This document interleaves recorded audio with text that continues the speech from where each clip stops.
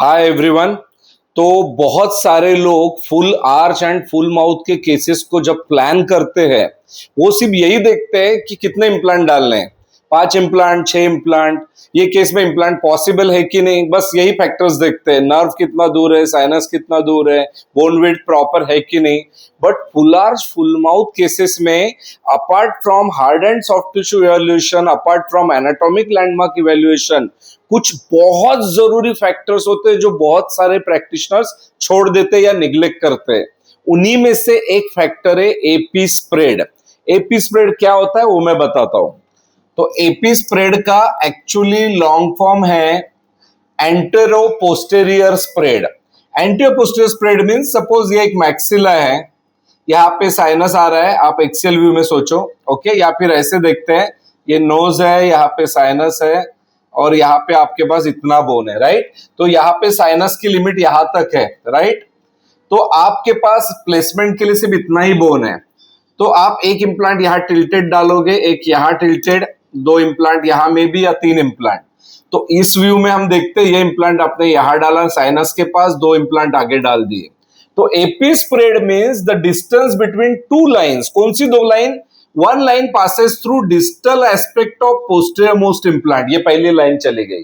दूसरी लाइन होती है विच passes through centre of anterior implants. Please remember the distal line passes through distal surface of posterior implants and the anterior line passes through centre of anterior implant. तो ये हो गया आपका AP spread.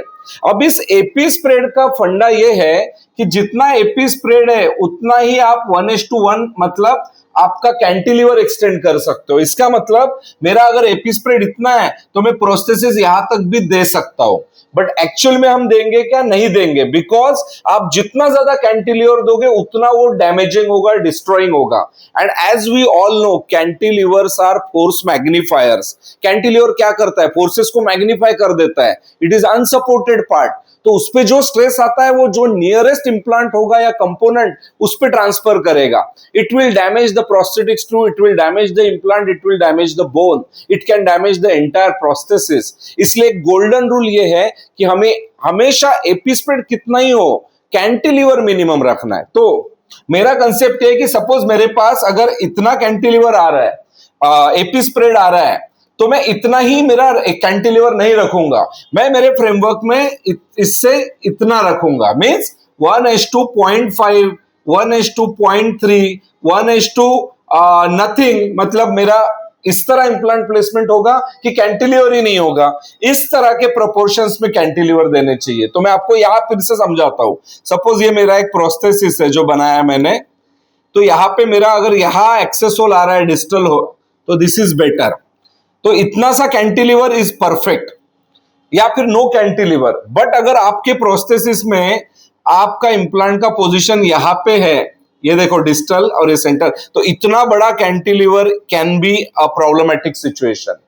तो आप बोलोगे फिर इस पे सॉल्यूशन क्या है? सॉल्यूशन एक ही है कि सर्जरी करते वक्त सर्जन को ध्यान में रखना है how to achieve maximum AP spread, जो मैं हमेशा हर केस में करता हूं। तो मैं हमेशा एपी स्प्रेड ज्यादा अचीव करने के पॉइंट ऑफ व्यू से इंप्लांट प्लेस करता हूं।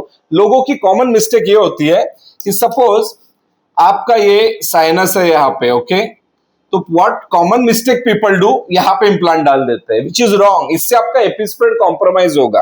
आपको इंप्लांट यहां नहीं, जितना साइनस के क्लोज डाल सकते हो डालो। इससे क्या होगा? आपने मैक्सिमम स्पेस यूज की। एंड अगर इसी को मैं इस सेक्शन में देखूंगा तो आपके इंप्लांट ऐसे आ गए। तो look at the AP spread now, maximum AP spread मिल गया। तो जब भी मैंडिबल या मैक्सिला में वर्क करते हो, see to it that you are getting more AP spread and minimum और no cantilever. Thank you very much.